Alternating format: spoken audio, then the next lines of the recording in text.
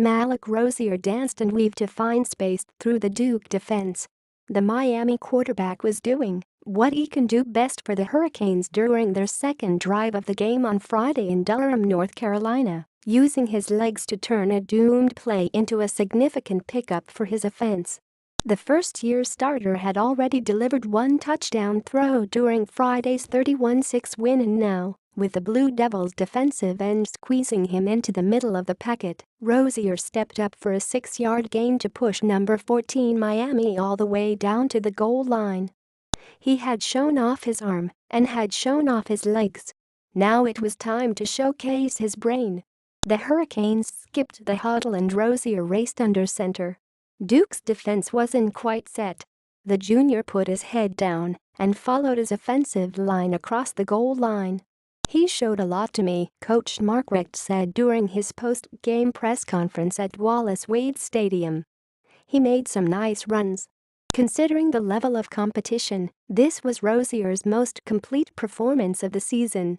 The quarterback went 15 for 26 with 270 yards, 2 touchdowns and an interception. He added 45 yards and a touchdown on the ground via 15 carries. Most important, though, Rosier led Miami to a lopsided win in its ACC opener by doing a bit of everything. He spread his 15 completions out to 7 different receivers. He ran as a scrambler, a keeper and a sneaker. There was only one glaring mistake for Rosier, a second-half interception, when he overthrew Amon Richards on a deep ball.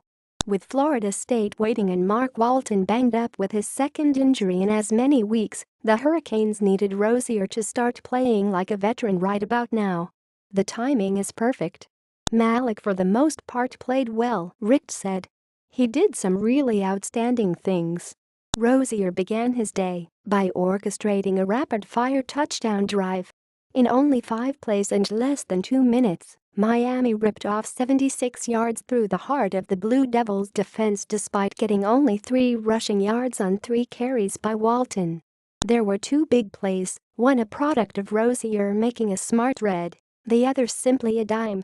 Rosier's first pass was a short one to Walton in the middle of the field. It was a check down, but it got a star running back open in space to rip off 39 yards. 2 plays later, Rosier fired a 27-yard laser to Braxton Berrios in the seam to give the Hurricanes an early 7-0 lead. 1 week after logging his first 100-yard receiving game, Berrios had another big first half as one of Rosier's most trusted wide receivers. Richt spotlighted one connection between the two in particular after the win. It was a 3rd and 8 during Miami's final drive of the first half and Duke brought the house. Rosier saw the blitz coming and found Berrios for a 25-yard pickup to put the Hurricanes at the goal line.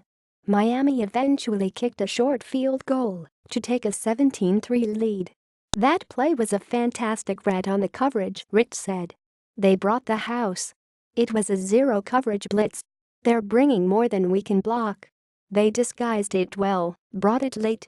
Last second, he realized what happened and he went to the right guy with the ball. He threw a beautiful strike with someone bearing down on him."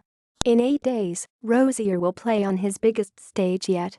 The Hurricanes haven't beaten the Seminoles in 7 years, and this time Miami will head to Tallahassee, Florida, as the team with a low number next to its name.